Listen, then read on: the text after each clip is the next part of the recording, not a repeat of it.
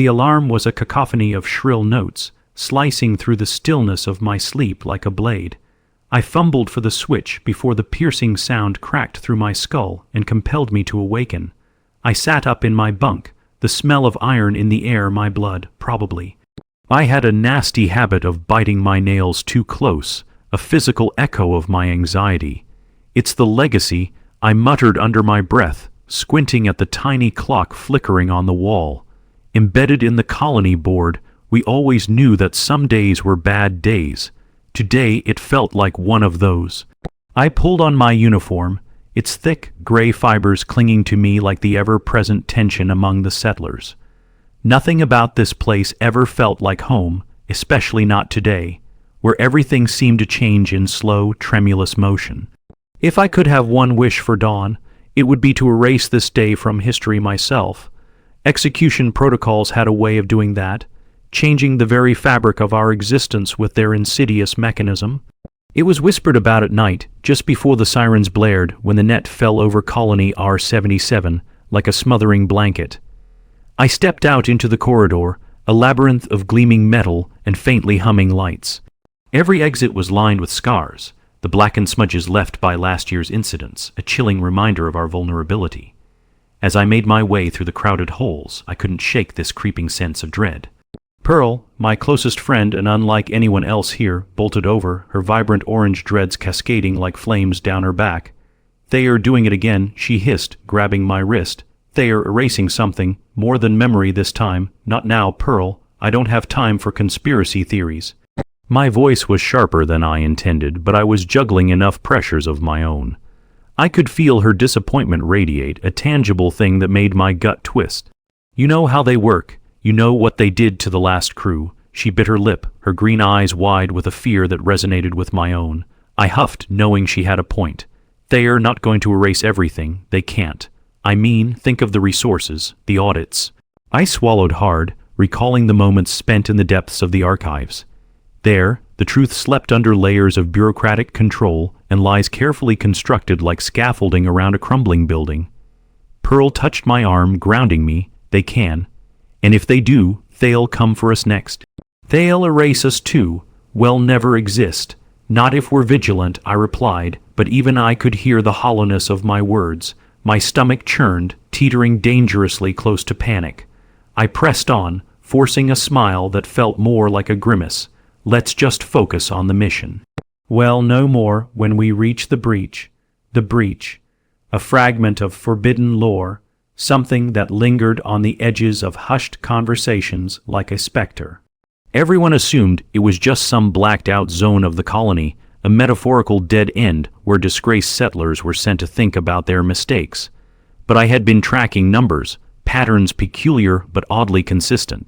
If I could just piece it all together, I might reveal something monumental, potentially safeguard us all. It wasn't enough to shut the door behind us. I wanted to chart a way through the murky waters of our reality. The tension in the air thickened as we arrived at the central processing chamber, a colossal room humming with machinery that flickered with unauthorized alerts. The gleaming screens displayed startling data, all of which had my name stamped on it. And yet, something else hummed beneath the surface, an unnameable sensation that clawed at the back of my mind. "It's beginning," I whispered as I stepped closer, feeling the prick of cold air wash over me. The machinery fused seamlessly with the architecture of the colony, a reminder of our servitude to the unforgiving apparatus that governed our lives. I could feel my pulse racing against the clock that was as unforgiving as the shadows carving along the walls. "We need to," a blaring alarm cut through my thoughts, sending my heart racing. Red lights flashed like angry eyes, and a voice echoed through the chamber. "Unauthorized data access. Execution of the lockdown protocol initiated. All personnel report to reconstruction zone immediately." Beside me, Pearl's face paled. "We're too late." Panic pulsed through my veins, but I turned to face her, urgency drawing lines across my brow.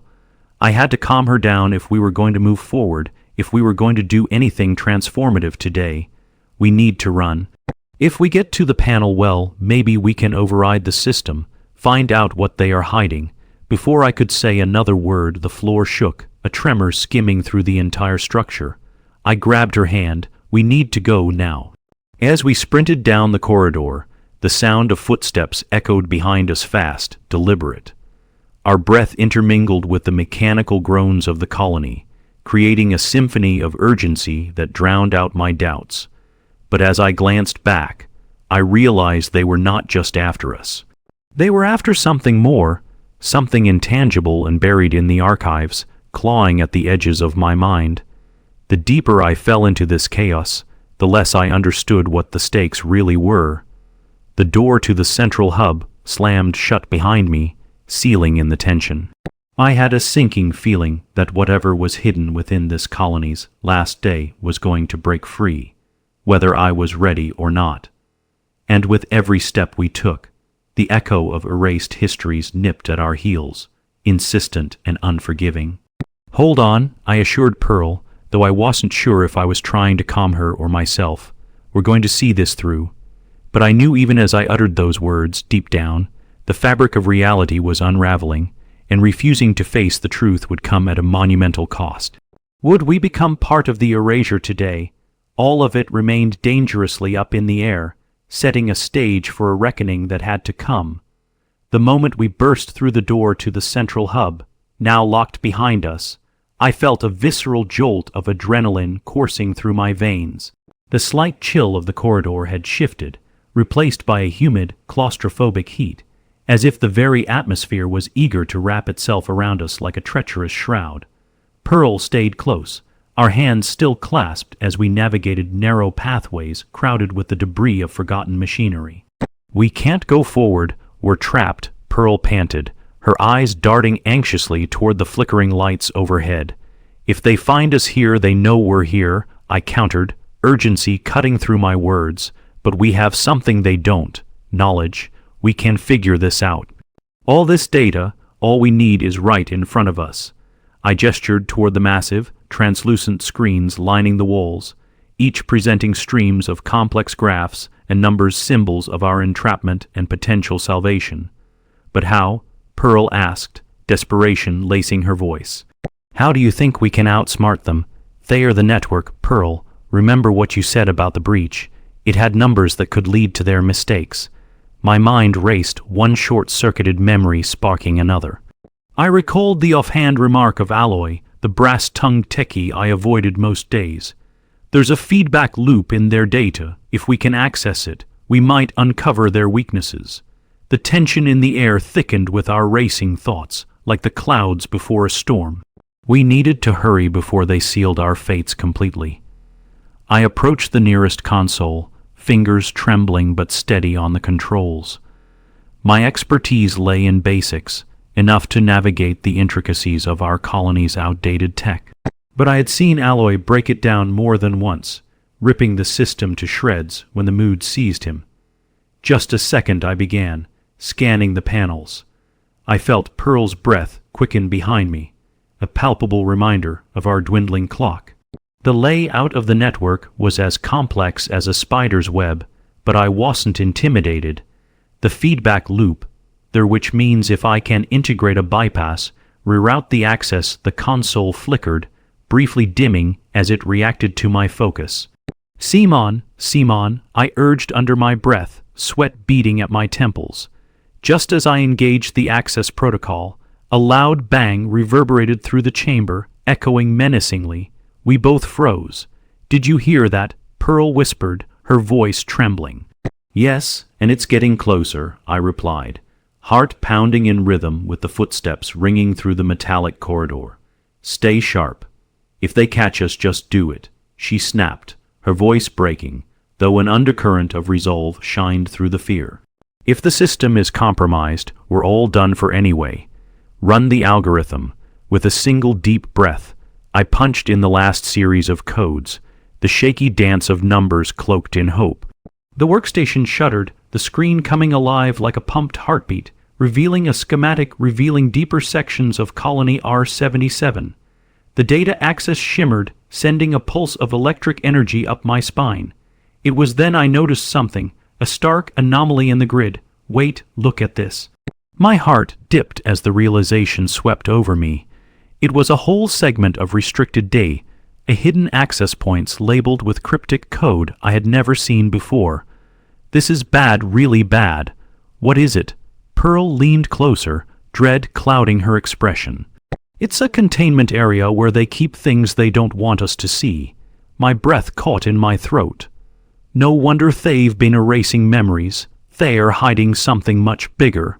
And then the alarms intensified, a frantic symphony echoing through the halls, the world vibrating with impending chaos.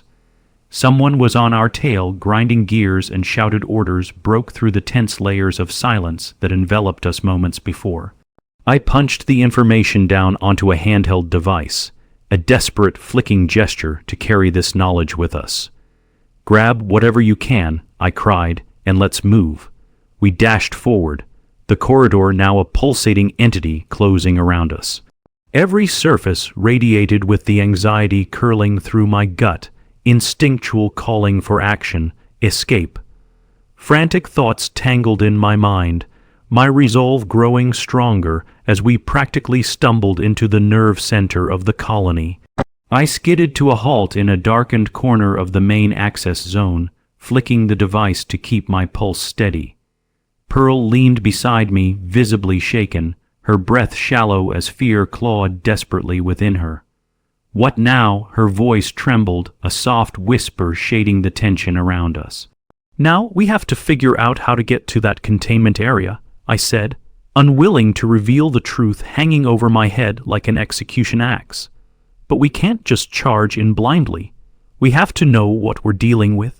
Suddenly, a large figure emerged from the shadows, silhouetted under the flickering lights. I barely had time to react before the voice boomed through the dark. "What the hell do you think you're doing?" It was Alloy. His ragged clothing and wild expression unexpectedly clashed with the neatness of the colony protocol. But this was not the time for camaraderie. I snapped my mouth shut, my mind racing as uncertainties flared like a match. "Stay calm. We're just what? Running around in a lockdown. Do you have any idea what could happen?" He narrowed his eyes, a glint of danger illuminating his features. "Yes, we do," I shot back, unwilling to back down, "and we know the risks, Alloy. But if we don't get there, if we don't expose them, expose what?" He folded his arms, skepticism wrapping tightly around his body. "You're a few seconds away from being cuffed and rendered obsolete. Did you even think this through?" I stepped forward, irritation forcing my voice into authority. "Are you going to help us or let your fear dictate your fate?" His eyes widened, recognition dawning amidst the frustration. "Fine," he grunted, glancing down the corridor, "but you keep that device hidden." If they catch a whiff of it, we fell into step as we raced toward the containment zone. Alloy leading the way with undeniable authority, yet an undercurrent of tension buzzed beneath the surface.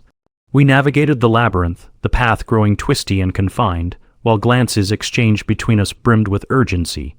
"Do you know anyone who's been to this containment area?" I asked quietly, dread enshrining every syllable, "Only those who never come back." Alloy's voice was grim. "If they are hiding the truth from us, it's a dead end for anyone who gets too close. Then it's a risk we have to take," Pearl breathed, her grip tightening on Alloy's shoulder, steadying herself. We reached a set of heavy steel doors adorned with warning symbols that screamed danger. Sweat trickled down my back as I tapped into my growing resolve. Whatever lay beyond those doors threatened not only our mission, but the essence of our existence here. Alloy turned to face us, a weight settled in his expression. "Once we go in, there's no turning back. Everything changes." "Then, let's make sure it changes for the better." My voice rang with certainty, even as doubt flickered through my mind. With a nod from Alloy, we prepared to step into the unknown, hearts on the line as remnants of old lives crumbled behind us. With one swift motion, Alloy punched in the access code, the heavy doors sliding open with a resounding, ominous groan. The darkness beyond was suffocating, deep and laden with secrecy. We exchanged a charged glance, three rebels on the brink of an awakening. As we stepped into the abyss, the stakes escalated with each heartbeat. The past was calling, and we were ready to answer. to confront whatever horrific truths lay dormant, ready to unearth the shackles that had bound us for too long. The darkness swallowed us as we stepped through the tall steel doors. It was a sensation of being submerged in ink, thick and oppressive, causing my heart to race faster than ever before. We were in the containment area, flooded with shadows, laced with the sense of long-abandoned technology and forgotten promises. The damp air felt alive, pulsating with the echo of suppressed memories. I glanced around, expecting to catch movement from beyond the dark, but there was nothing, just an electric silence that pressed against my eardrums. "Stay close," Alloy whispered, moving cautiously into the space. His steps were deliberate, but I could feel the coiled tension radiating from him, a hunter tiptoeing through a den of prey. "What do you think we're going to find?" Pearl murmured, inching toward a cluster of haphazardly stacked crates, half-completed projects that were discarded like banana peels. I was unsure whether I should respond. Part of me wanted to lie and assure her we would find salvation, but inside me was a heavy doubt that told me salvation was rarely ever so simple. Hopefully the truth. I took a shuddering breath, but I think it's going to be worse than we imagined. With hands trembling, I reached for the device I had shoved into my pocket, praying it would illuminate our path, or at least guide me to some semblance of understanding. As I activated it, my thoughts surged ahead of me. The light flickered on, illuminating a vast assembly of machinery lined along the walls. Hundreds, perhaps thousands of metal boxes ensconced in glass, an eerie glow emanating from them, casting an otherworldly hue upon the dust-cloaked floor. "What are those?" Alloy breathed, eyes wide with equal parts fear and curiosity. I stepped closer, squinting at the labels attached to each one. "Experiments," I whispered, my voice trembling. "They're all labeled with codes." "It looks like they were tracking something, a form of consciousness or maybe memories." "Memories?" Pearl echoed, taken aback. Her expression turned desperate as she moved in beside me. "How do you track memories?" "By using the same principles that define our interactions with tech," I explained, trying to prevent the whirlwind of dread from settling too deep. "I think they were trying to study how we could transcend our emotional confines." The device offered barely a glimpse of what hoarded behind the glass. My heart sank. It was familiar territory for people like us, those of us who dared to scratch beneath the surface and find the truths hidden beneath sanctioned control. "What do you want to do?" "Stay here," Alloy interrupted, his voice trembling with urgency. "We're going to be found. We need to go now." "Not yet," I insisted, suddenly feeling incredibly resolute as I scanned the endless lines of containers. "There has to be something we can use, some way to expose what they've been doing here." Before Alloy could respond, a loud bang reverberated outside the room. I jolted, adrenaline flooding my system once again. "We need to move," I said, edging toward the nearest glass box. I pressed my hands against the cool surface, peering into its depths. Inside swirled a chaotic amalgamation of colored lights, and within them lay a familiar face. "Wait, that's Pearl," gasped, recognition settling in her eyes. "It's Becker," I whispered, the name barely escaping my lips. The once vibrant spirit I had known twisted in agony, trapped in a fractured tableau of memory that distorted into despairing fragments. "What did they do to him?" Pearl gasped, voice thin with disbelief. "They are keeping him alive or experimenting." "No," I cut her off, waving a hand reflectively. "I couldn't bear to watch. We need to keep moving, Pearl. We need." Again, the shoes echoed loudly, drawing nearer, reverberating through the cavernous containment chamber like a hunting drum. "Now," Alloy urged, taking the lead toward the far end of the room where darkness enveloped more shadows. Then the screen on my device flickered to life, illuminating the far corner of the complex. An overlay appeared, words cascading down like a waterfall. "Executing mind erasure protocol, isolating target. I can't stay here." "We can't leave anyone." "Stop," Alloy snapped back, urgency underpinning every syllable. "We've already seen what they are capable of. We're not leaving now for your nostalgia." Suddenly, The walls around us seemed to pulse, a deeply unsettling vibration echoing from somewhere deeper in the facility. "We need to hurry," I barked back, emotions roiling. But in that critical instant, I noticed a series of shelves lined with the same devices, the ones I'd seen countless times in the black market. A desperate plan began forming in my mind, layers carrying me back to conversations with techies, whispers of forgotten dreams and lost spirits. "Wait," I turned toward Pearl, excitement surging through me. "If we can extract the data from these devices, they might hold reasons. We can expose them, they can be freed." Pearl nodded, grasping the gravity of my thought. "How? There's no time, we need to act, trust me. I can do it." "If we can link these to mine," the footsteps grew closer. I felt the pressure weighing down on us, and trepidation clawed at my throat, threatening to strangle my resolve. Yet the glimmer of hope began to coalesce in the midst of gathered dread. "Let's do it," I said, focusing on the shelves. Everything in the colony would spiral irreparably unless I took this chance. "Give me your device too."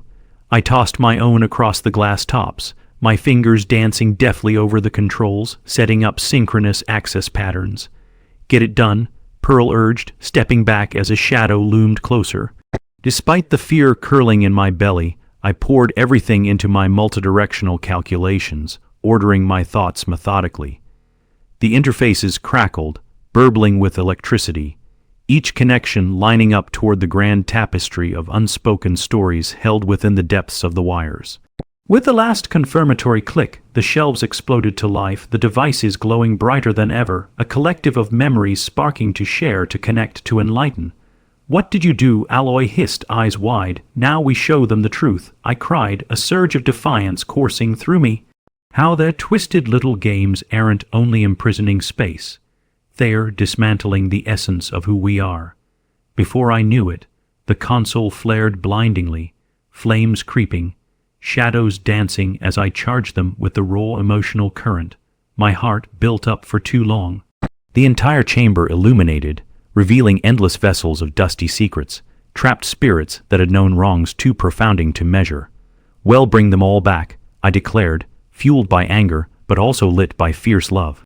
Those memories were our tapestry, threading echoes of our past into the infinite possibilities to come.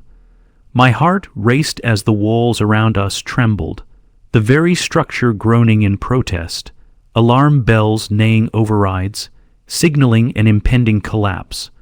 "On three," I shouted. 1, 2, and then, as a final flourish, I pressed my hand to the glowing interface surrounding me.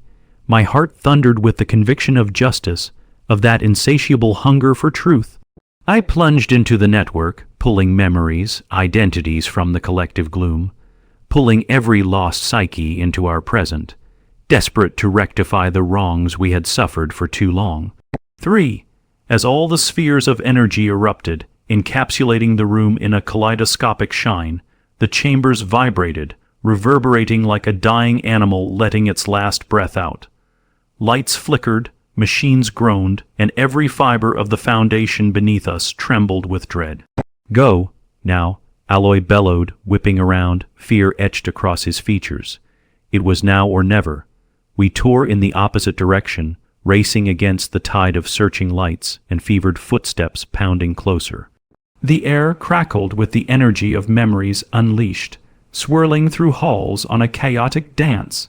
But just as we reached the threshold of the exit, lights exploded in blinding flashes behind us, a beam of raw seismic energy, finding its way through the edges of the containment zone that had caged us for too long.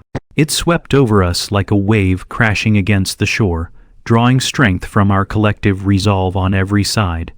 "It's going to crush us," Pearl cried, reaching for my hand. "No, we're breaking these walls," I yelled as our bodies surged forward, racing against inertia, defiance roaring from our hearts.